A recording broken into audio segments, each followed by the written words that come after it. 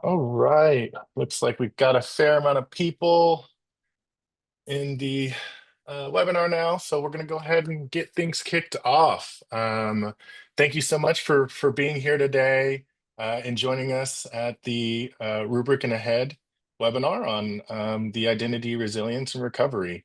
To kick things off, we got a couple great hosts here today with me, myself being Cam Filmore. I'm the channel manager here at Rubrik for Northern California. Follow along with my PIC, partner in crime, over here at Rubrik on the solutions engineering side, Mike Gutberlet. And then we also have a special guest from the AHEAD side, Adam Luevano. He is a security specialist and going to be talking to us today about some of AHEAD's end-to-end identity resilience. So just jump into today's agenda. We're going to kick things off, start with Adam going through our end-to-end identity resilience products that they can offer to you. And then we're going to jump into me doing some emceeing, talking about today's threats and identity landscape. And then we're going to intro into our Rubrik's identity recovery product, followed up by a demo by Mike. And then we'll wrap up with some Q&A. Before we get started, though, just a couple household items. Everyone, I'm sure there will be questions. We love your questions. You could throw them into the chat, or if you click those three little buttons at the bottom of your Zoom screen, you'll see a Q&A box.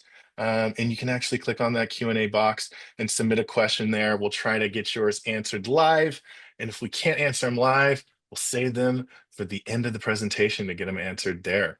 So without further ado, Adam, I'm going to hand things over to you. Thank you for that, Cam.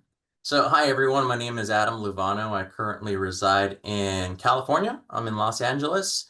I currently work at AHEAD as one of the security engineers. A little bit of a plug, I used to work at Rubrik for about 4 years. Before that, I worked at Varonis. I've worked for organizations like Accenture, SailPoint, doing a lot of their different types of security initiatives. So basically, I have a pretty solid security background. I do have a master's in cybersecurity from UC Berkeley. Really happy about that. If anyone ever wants to talk to me about that program, happy to engage. But really, what I wanted to talk with everyone about today is just kind of set the stage as to why some of these different products are important, right? And not only just the product component of why, of how we focus on very much the technology aspect of all our jobs, but also the added pieces of people and process, right? So if you go ahead and build this all out, Cam. Perfect. This is great. And one of the things that I just kind of wanted to set the stage for as we kind of, talk here is really why are we here, right? What is the importance of why we're here and why is it difficult to recover from some kind of cyber event? And so to do that, we kind of have to put ourselves in the position and the mindset of the bad actor, right? Or the hacker, so to speak. And I kind of want to walk through some of the different components as to what happens when you're experiencing some kind of cyber incident. Well, simply put, there's the first thing that ends up happening, and this is probably the very first step, even before they even try to get to that initial access, is a bad actor will do a whole bunch of reconnaissance on an adversary. And when I'm talking about reconnaissance, I'm talking about them using different types of network mapping tools to see what your external exposure is. They're going to look at the different types of individuals, but maybe on LinkedIn and certain other types of social media sites, right, to look at what officers work at that various company. They're going to look for some big whales, right? And they're also going to look for different other types of employees, and they're going to see what's on the dark web and if there's any credentials that have been leaked, right? So they go through all this reconnaissance, really. And, one of the ways they get initial access into one of, a customer environment is it's either through phishing email, right? Or there might be some kind of exposed service, like some vulnerability from some third party app or some kind of commercial app that we might be using. You got supply chain attacks, of course, right? And then you have the other thing is, credential stuffing, where in essence, all these different types of texts and messages, and we're constantly bombarded with people trying to steal our information. And they leverage that information to be able to basically get into an organization, right? And once they get that initial access, right, the first thing that they're going to want to do is they're going to just want to hang out and they're going to execute and establish persistence. And they're going to go, well, okay, what kind of tools can I install in the environment that will allow me to move around, right? And with some of these different tools are called, rootkits. You might hear them called Cobalt or Metasploit. But there's all these different tools out there that basically help them understand, stay in your environment, and allow them to, in essence, escalate their privileges. They want to have more privileges and they want to have backdoor accounts. And then they're going to also do is they're going to discover what's happening in your environment. They're going to do network mapping. They're going to want to find where your sensitive data is, right? They're going to want to find and sit there and see how your business actually works. And the dwell time, which used to be much longer. And the dwell time used to be potentially over a year sometimes back in the day. Now the dwell time is typically honestly, it's closer to under 30 days. And that dwell time means that's how long they're going to sit in your environment silent and you're not going to know about them, right? And they're going to sit there and they're going to collect all this information before they initiate that massive payload of what we call a ransomware attack typically, right? And at this time, they're making sure that their servers can talk to your servers, command and control, and they're going to execute that ransomware script, right? And it's going to encrypt all your data. And they're also going to lock down some of your sensitive data because they want to make sure that they have a mechanism to also extort you that way too, right? So what happens once that attack is launched? Well, a couple of things definitely will happen if you're a bad actor and you're trying to make money, right? They're going to destroy Active Directory, okay? So the mechanism in which, your organization and all the individuals that are accessing those resources, that gets blocked. That can't happen anymore. Data centers get isolated. Email access is blocked because you don't have Active Directory. You have potential tier 0 core services like network management, phone systems. All that is down. Internet access is down. Windows, you can't get in. DNS, vCenter, so you name it. These are all the different types of things that a bad actor will go after so that you are in a position to where you can be double extorted or triple extorted, right? And you might be wondering, what's triple extortion? Well, double extortion is basically we're going to hijack your data and we're going to ransomware it, right? And then we're also going to say, hey, if you don't pay us the ransom, we're going to put all this data on the dark web. I mean, basically. The other triple extortion is not only are we going to do all those other things that we talked about, but we're also going to report you to all the different feds and the governing bodies so that you can get sanctioned. So what they're really trying to do is pick up the ante, right? And as a result of that, we're left with some pretty difficult situations what to do when we have a cyber event. Can you next slide, please, Cam? So ultimately, what ends up happening, what organizations are needing to do to be able to prevent their identity pieces, right? Whether it's their privileged access management, whether it's Active Directory or Entra ID. Maybe you even have some LDAP services where you have Linux and Unix servers needing to connect to stuff, right? But the point is you're going to see all of the focuses, and you can even ask yourselves within your own organizations, where do we put all our effort? A lot of the effort is on the left side, where you'll see endpoint security, right? You might even see instances of network segmentation and micro-segmentation. We got email phishing, we got identity management. We're doing all these things to try to mitigate what could happen if we get hit. But what you will find is a lot of organizations don't spend nearly enough time on the stuff on the right, whether it's your immutable data. Now, if you're using Rubrik, you definitely have had immutable snapshots since like 2013, 2014. They were one of the first ones to do it. Absolutely, right? But the idea is that anytime you want to be able to truly recover from an incident, it goes beyond just having immutable backups. It goes to the perspective of, hey, do I know what business impact will be associated to those applications? Do I know what type of dependency those applications have, right? What core services they require? Do I even have run books on how to be able to bring that stuff back if I need to? And then when I do have that run book in place, where am I recovering it to, right? So that's what we're going to talk about in just a couple minutes here. So fundamentally, right, if you have you have all these different requirements, you want to get all your Lego blocks built and in order so that you have a mechanism in which you can recover your identity environment, right? So I'm going to put it this way, okay? And forgive me if this sounds a little harsh, but when I work with different customers across this nation, right? And we whether it's healthcare, whether it's energy, finance, whatever it is, right? I often ask them from their perspective, it's like, okay, are you completely able to recover if all your production environment is dead? And the answer is no, right? And that's okay, because that's normally what it is for a lot of organizations with, a lot of after you do this work, it's not going to be the scenario. But there are a couple of major components I want to talk about. And this is fundamentally, if you walk away from this presentation, right, I want you to think of three things when we're talking about an isolated recovery environment, okay? You see over here in this, this big rectangle here, so to speak, you're going to see three different components, right?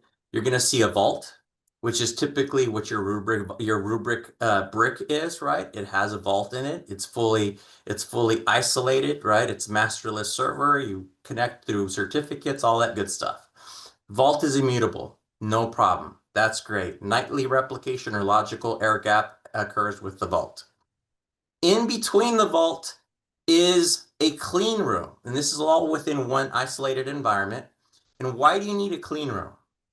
Because even if I have immutable snapshots, it doesn't mean that the data is clean. Let me say that again. Just because you have immutable snapshots does not mean that your data is clean. As we go back and we reference the attack sequence, right? Those bad actors are dwelling in your environment for a set period of time.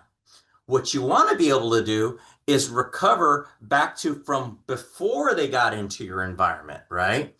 But in order to do that, you need indicators of compromise, right? And one of the things that Rubrik does is it has a threat hunting capability that allows you to look at YARA rules and different file hashes for different forms of malware.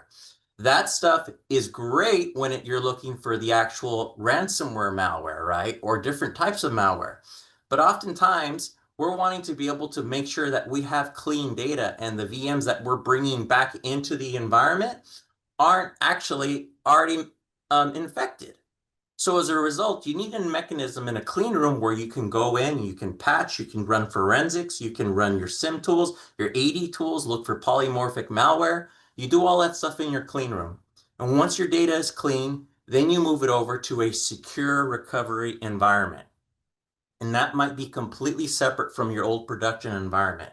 Why is that the case? Because when organizations get hit, oftentimes the feds, government, right, come in and they take your stuff because they need to do forensics on it, right? Or the insurance company will say, hey, you can't touch it until we do forensics on it. So in order to get your organization back to a place to where they're running, you need a recovery environment that is completely isolated. So this is a very important piece of why we need to have a cyber recovery framework in place.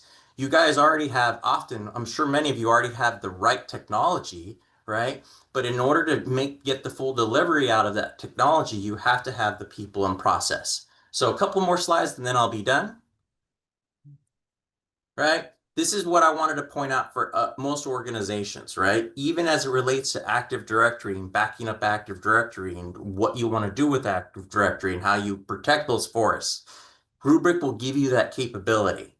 But the thing is, most organizations will just focus on steps 3 and 6. They will say, how much data do I need to back up?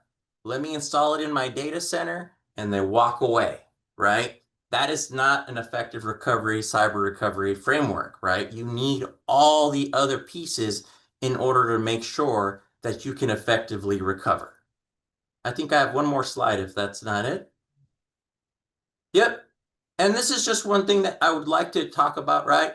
as you just consider to, if you, as you work with Rubrik and as you consider all the things that you're wanting to protect in your environment, these are the critical rebuild materials that you need. And this is not exhaustive, right? But one of the first things that you're going to have to bring back up when you have a cyber incident is Active Directory, okay? It's really where it really starts. You've got to go DNS, DHCP, all the basic stuff so that you can start to recover those very important applications, right? So basic bit of critical rebuild materials, right? Obviously we do this a lot, right? When I mean, this is my entire primary focus. I'm a cyber resilience engineer and expert. If you have questions, I'd be happy to talk with you about them. But candidly, it's like a lot of organizations come to me and say, where do we start? We know we bought Rubrik. We know we have the tools in place, but how do we actually operationalize this? And that's what we walk organizations through. So if you have questions, please hit me up. And if not, I'm happy to talk with you today. Thank you. Thank you, Adam. I really appreciate that. I loved the slide when you're talking about immutable, vault and clean rooms, and how just because it's immutable doesn't mean that the data is safe. So that hit really hard. Great presentation. So for those of you out there, I know there's a ton of people on today. Some people might be familiar with Rubrik. Some people might be seeing Rubrik for the first time. So just to give like a quick 1,000-foot view of who Rubrik is, right? We are a publicly traded company on the New York Stock Exchange, IPO'd recently in April 2024. And I think it's really, really important to point out we're a 6-time consecutive Magic Quadrant leader in Gardner for the furthest in vision when it comes to cyber recovery and disaster recovery tools. So literally the best 6 years in a row, which is crazy. And I think it speaks volumes to our company and how we're investing in our technology, investing in new solutions such as this identity resilience and identity recovery solution and platform that we're pushing out. And that shows also in our revenue, right? So we just crossed over $1 billion in annual recurring revenue in our last all hands and quarterly business review that we did to the public, with a growth rate of just under 40% year over year in subscription annual recurring revenue growth, which is amazing. On top of that, over 2,300 customers doing 1,000K or more with us. And this NPS score is actually above 80, which I don't know if you guys are familiar with customer NPS score, but anything above 80 is the best in breed, best in class. It actually puts us in the top 1% of enterprise software companies. And then down below is just a couple of the, few customers, big logos that we work with. I think one of the biggest ones, and I think coolest ones I like to point out, is Aon. If you're not familiar with Aon, they're actually the largest cybersecurity insurer in the US. And they were actually looking at revamping their data protection solutions. Did a full audit of all the different solutions out there and competitors that we compete with to secure their critical data, and came to the solution that Rubrik was the best in breed and best in class for their internal critical data.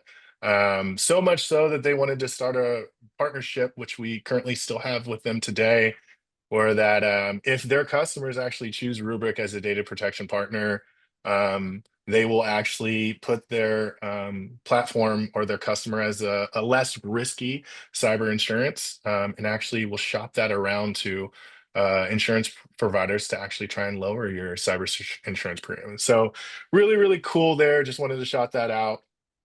The next slide, just a high level view of kind of the Rubrik Security Cloud, which is the whole Rubrik platform.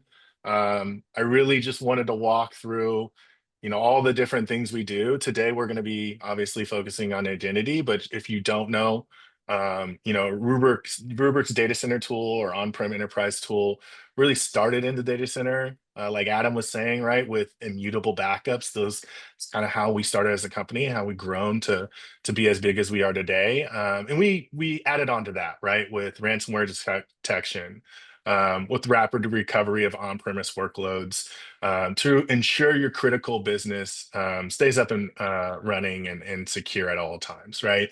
We then shifted and kind of parlayed that as like, time went on, companies started, deploying hybrid cloud environments where they were shifting their on-premise workloads and starting to shift in the cloud. And so what did we do? We moved with where our customers' data was going.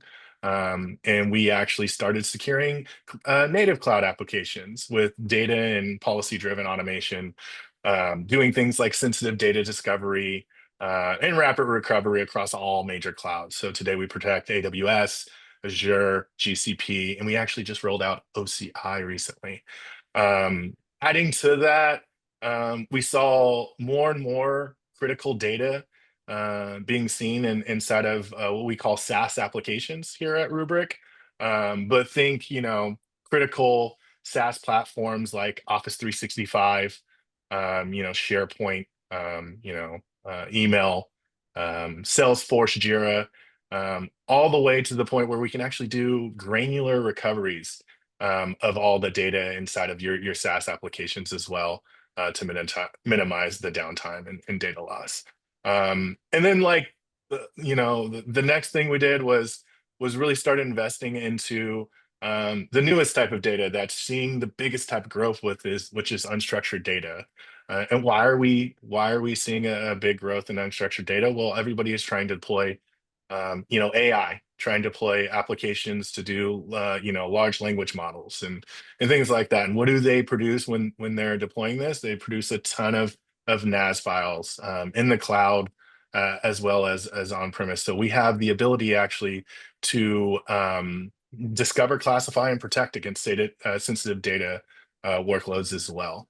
And then lastly, but not least, but the thing we're going to be focusing on today is identity resilience, right? Safeguarding against rapid restore of identity services, such as Active Directory, Entra ID, and then Okta will be coming soon. But yeah, without further ado, let me jump into today's threats, right? So what is the growing threat landscape and why is identity under attack? So we've done a ton of research within our current customer base, but also outside of prospects. And what we're seeing is that 90% of businesses are experiencing identity related incidents in the last 12 months. So, a lot of these bad actors, like Adam was saying, is they're going after your identity related services. And of those identity related services, 50%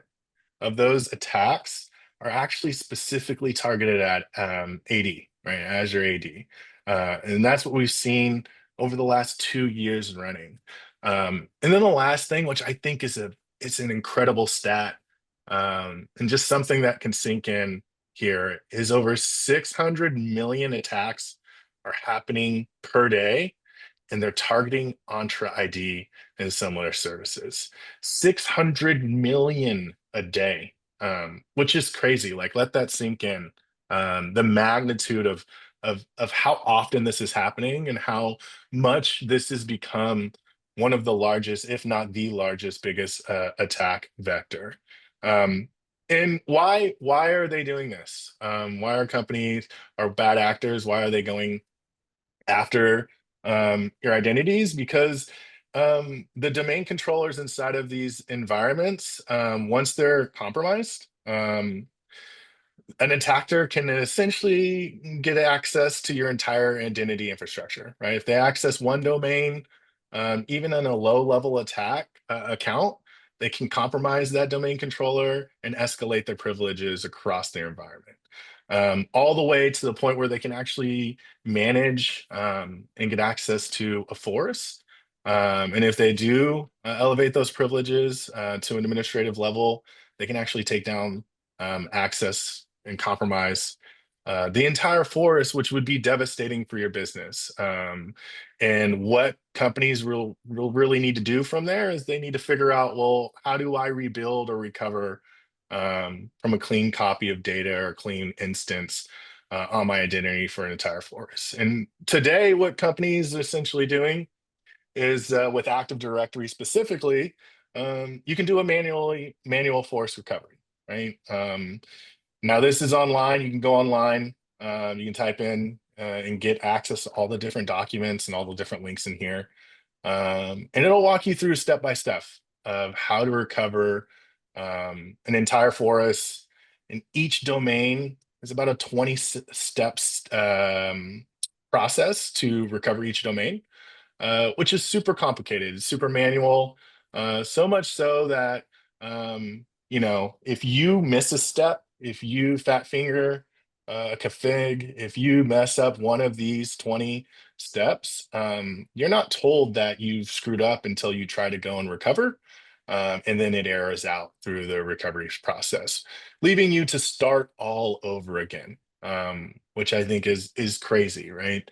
And so to move into this, just to talk a little bit more about our identity services, right? Again, they're attacking it. Why? It's because it's the keys to your kingdom, right? You have your users, whether those users are human users or non-human users, and they are connected to an IDP identity provider. The two today that we support are Microsoft Active Directory and also Microsoft Entra ID. But there's other identity providers out there, such as Okta as well. And those identity providers connect to all your resources. So, think your SharePoint files, think your email exchange, think any type of, third-party cloud applications that you need to access. It's all through that IDP. So what do? Is they go after that IDP, and once your identity service is not reachable, once they've torn that down, the entire force, what does that mean? And your resources are not reachable. And if your resources are not reachable, your business comes to a standstill. And this is a very quick and dirty and easy way to essentially, get extortion and ransomware on a company, right? We won't give you access to your identities until you pay a ransom. And so what's the challenges with the current approach, with the Microsoft, manually recovery? Well, one, your backups are exposed. A lot of times, you're using third-party applications that are inside of your product environment. So if they take down your product environment, they're going to take down your IDP as well, which means massive downtime and tons of financial losses. I like to talk about a customer of ours that we had, who works for a current customer of ours, but he used to work at a different company called Sony. And he actually told us about a story where they got hit with, Azure AD attack and all of their identities were down. And he took a group of four different, so it's five total, four different people to try and do this AD force recovery. And it took them 6 business days working around the clock in order to get that one force back up and running. So think about if your company has 2 forces, 3 forces. Every business unit, usually you're going to have a separate, forest or a separate tree. And so this can become very cumbersome and cost a lot of downtime and cost a lot of money. What's the cost of financial losses to your own business if it's down for a day, for 2 days, for 3 days, for a whole week, right? Very, very bad. The other thing is it's very complicated to recover, right? It's very time consuming. Like I said, it's error prone. If you fat finger something, you're essentially going to have to start back over from scratch, which is why it takes multiple days to do this. All the while, when in a wartime situation like this, you have executive leaders, breathing down your throat. When is it going to be up and running? When are we going to have access to our data? When are we going to have access to our identities? Making it even more complicated and harder to recover. The last thing is with the current approach today, a lot of people have multiple tools. Usually, sometimes you'll see other point solutions out there, and the issue with that is you have multiple tools trying to do one thing, which increases the overhead and cost of that current approach that you're doing. And the last thing limited recovery. So these other point solutions and tools, their capabilities don't allow you to do granular level recovery. They don't allow you to get alerted. They don't allow you to do some of the things that that you would want as an end user when recovering your identities. Um, and this just kind of walks you through on this next slide the whole recovery chain of what would happen if an identity went down. There's different points of failures here, right? With the IAM admin, the IAM backup admin, storage backup admin, and storage as well. And so what we're doing is we're coming in here and we're trying to merge both the Active Directory, identity recovery, giving you one cohesive platform to be resilient across all of your, identity points. And so just to give you a quick intro of the Rubrik Identity Recovery Platform, this is how we feel like it's a better way to quickly and confidently recover a clean copy. So the first thing we've done is we've taken that 20-step process, 20-step plus process, and we've consolidated it down into 5 quick and automated steps inside of the Rubrik platform, which Mike will show you how this works. But really simplifying the workflow and shortening that, what we like to call RTO, but also cyber RTO. The other thing we've done is we've added the abilities to easily locate and recover any accidentally deleted AD objects. So think any kind of attributes that you want to look through a simple search function, you can see that from a user level, from a group level, so on and so forth.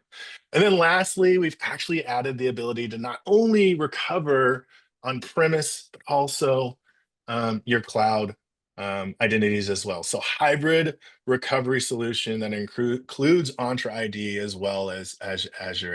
So just to go through this slide really quick, talk about the main benefits of kind of what I just showed you, right? Starting with exposed backups, as we were saying earlier in the presentation, Rubrik has had immutable, non-exposed backups that essentially guarantee recovery since day one. On top of that, we've really simplified the recovery process for AD, right? Taking that 20, 30-step process that saw a lot of manual configuration failures and things like that, days to recover. We streamlined that, brought that recovery process down to less than a day. Generally, you're recovering these workloads within 2 hours now. Building on top of that, it's another tool that you don't have to manage, right? When we talk to customers, we've helped customers consolidate all their backup tools, down from 10 tools to 1. This is just another tool where, you're no longer having to go and buy an endpoint solution like a Semperis or a Quest. This is a tool built into your backup solution to help you recover your AD, making things a little bit more streamlined, a little bit more simple for the user. And then limited recovery, right? This takes our recovery story to a whole new level, right? We're not just recovering AD VMs, which we all know isn't necessarily how you recover AD.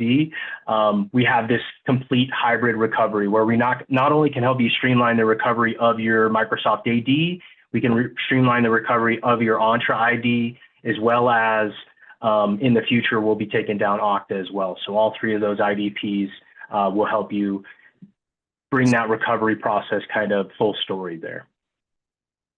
Perfect. Yeah, I wanted to add one more thing. The demo is always incredible every time I see it, Mike, but wanted to add one more thing.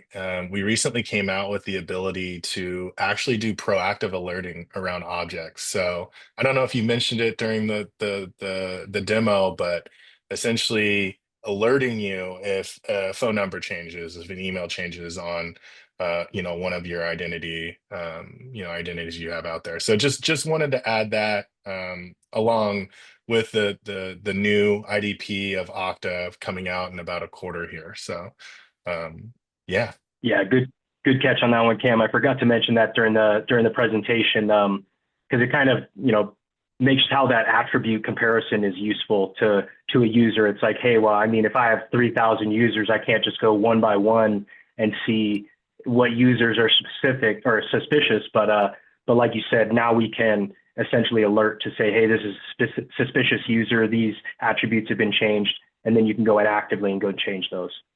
Yeah, I think so much so when I was talking to the product team, they're talking about we actually have a new page where you can actually see a scorecard of all of the different changes and alerts in one single dashboard. So you can actually, proactively, mitigate and go through them like you're saying, right? Instead of manually one by one, you kind of have a ongoing timeline of identity health inside of your organization.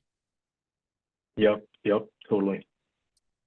Cool. Well, moving on to this, we're going to jump into some Q&A. Like I said, at the bottom of your screen, there's a Zoom box with the Q&A inside. If you have any questions, this would be the time to toss them in that Q&A box.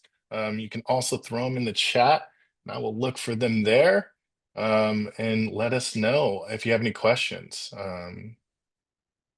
Okay, we have a question coming in. Okay. Can Rubrik Identity be sold separately from Rubrik Cloud Vault? It's a great question.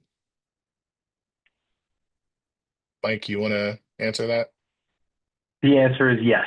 Yes. So we can sell Rubrik Identity, whether it's for on-prem stuff, whether it's in the cloud, where you want to hold that data. It doesn't have to be the Rubrik Cloud Vault. Perfect. Okay, I think we have a question for you, Adam. So how would I get started with scoping out and deploying this technology? Yeah, that's a great question. So oftentimes, if your goal is to have a place in essence to where you can fully recover with as much downtime as possible, the first thing I would say is to do what we would consider an infrastructure business impact assessment. Now, it's different from your typical BIAs, and the reason why is because when you think of BIAs from the perspective of risk management and GRC, they're more focused on business units, business functions, processes, right? Perhaps even in the individual servers. But when we're talking about an infrastructure BIA, right, we're looking at certain things that ask you around, hey, what would it take to actually recover this data, right? What kind of data are we working with? What are the core technologies, for example, Active Directory DNS? Maybe there is a PAM, a privileged access management module that you need to get to, right? Those are all those various pieces that you have to understand about your most critical applications. Now, once you've done those BIAs, right?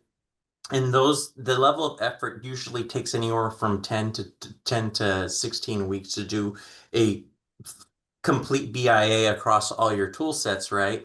Across all your applications. Once you have that BIA will give you the outputs around sizing, requirements, network requirements, services. That BIA informs you on how you can build out your isolated recovery environment, right?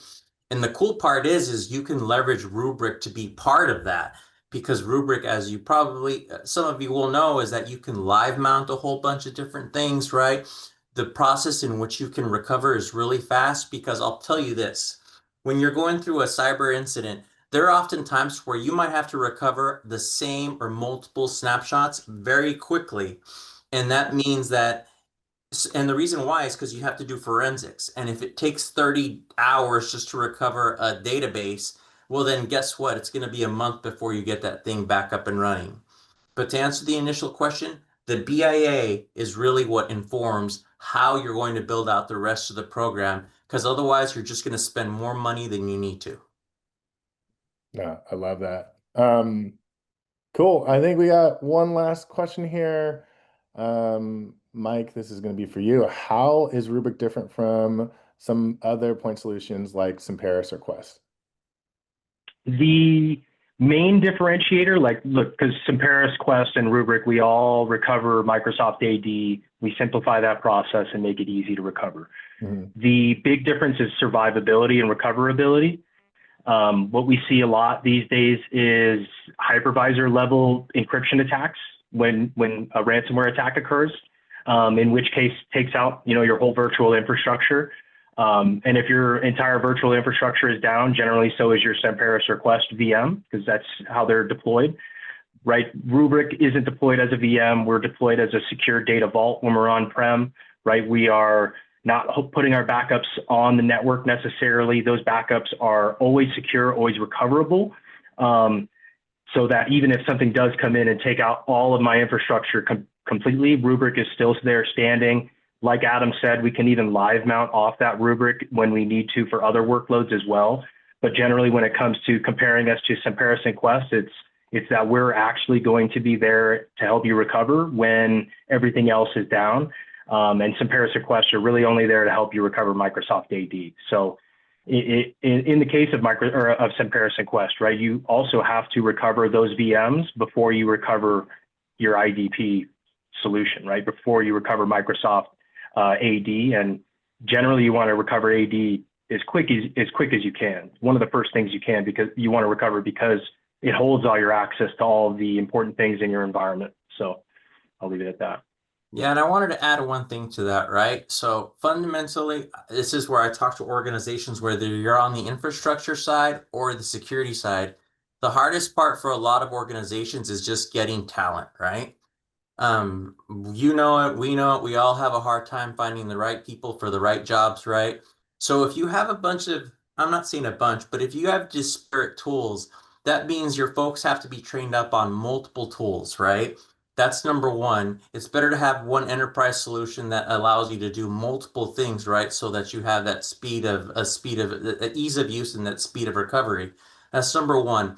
Number two is the more tools you introduce into your environment, the larger your attack foot or surface attack footprint is, right? So that's what I tell organizations: be very strategic about which products you're going to buy, because what you don't want to have to do is another security tools rationalization in a couple of years. But the other part is that you want to make sure to work with different types of developers out there who build their own code. If you look at a lot of different tooling out there, that's all of it is done by acquisition. That is not necessarily the most secure code development when you're stitching together all these disparate tools. So I would look at some of that as to how an organization builds out their products as well. That's all I'll say. No, I love it. Thank you so much, Adam, for that additional color. All right. Any other questions from the audience before we move on? I know we got about 4 minutes left. If you're also interested in Rubrik Identity Recovery, if you're interested in figuring out how you get started, like Adam was talking about, please send out an email to Ethan Rosengard at ahead.com. We will make sure to get you in touch with the experts over at AHEAD, as well as Rubrik, to get your journey going with Rubrik and AHEAD. So yeah, without further ado, that's all I have. Want to give a special thank you so much to Adam and Mike. You guys did a wonderful job. Really appreciate you guys' help today.